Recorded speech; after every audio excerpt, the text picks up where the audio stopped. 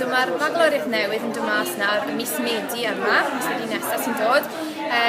Mae'n newydd iawn i beth sydd gyda ni ar hyn o bryd gyda'r bagloriaeth. Fydd na 2 her a mae gyda chi'r prosiect unigol. O fewn yr heriau, mae gyda chi yr un menter, fel ni newydd weld heddi. Mae'r un dinasyddiaeth fyd-eang a mae hefyd gyda ni'r cymunedol. So mae amryw o sgiliau, amryw o destunau sy'n gobeithio bydd yn enyn diddordeb y disgyblion sy'n mynd fod yn dilyn y bagloriaeth. Ydy hwnna mwyn mewn ffordd wneud y bagloriaeth yn rhywbeth bach mwy ffres a cadw fo yn newydd mewn ffordd? Absolutely, ie. Ie, ni diddordeb y disgyblion yma. Rhywbeth sy'n wahanol iawn i beth nhw'n gwneud ar hyn o bryd gyda'r bagloriaeth a ni pynciau eraill.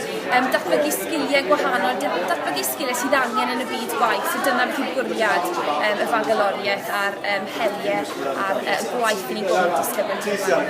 A prynawn yma, da ni wedi gweld rhai o'r myfyrwyr sydd wedi bod yn treialu'r bagloriaeth newydd yma yn cyflwyno rhai syniadau entrepreneuraidd nhw. Be oedd wedi dal y sylw i chi? Wel, i ddechrau, jyst saff yn y gwaith, y ffordd nhw'n cyflwyno oedd yn arbennig o dda. Mae Llangynwy wedi gwneud jobyn gret gyda hwn a pham wnaethon nhw'n treialu'r gwaith sydd yn mynd yn arbennig o dda.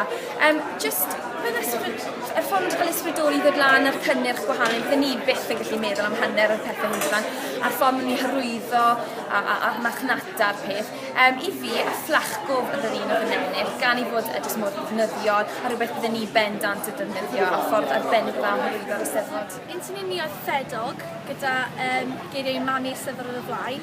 Fi'n meddwl o'n i wedi dod lan o'r syniad oherwydd chi'n clywed llawer am fel dance moms, rugby moms, llawer o bethau fel Americanaidd, felly o'n i'n meddwl dod o rhywbeth mwy Gymreig. Mae'r ffedog yn lliw pasteli gyda patrwm debyg i Cath Kidston, ydyn ni'n gwybod bod Cath Kidston yn boblogaidd iawn yn enwedig gyda mamau a mamau. Y syniad am ffongo USB sydd wedi cael defnyddio gan fel pawb mewn ysgol a oedolion mewn lle gwaith i fel storio lluniau a cerddoriaeth bethau.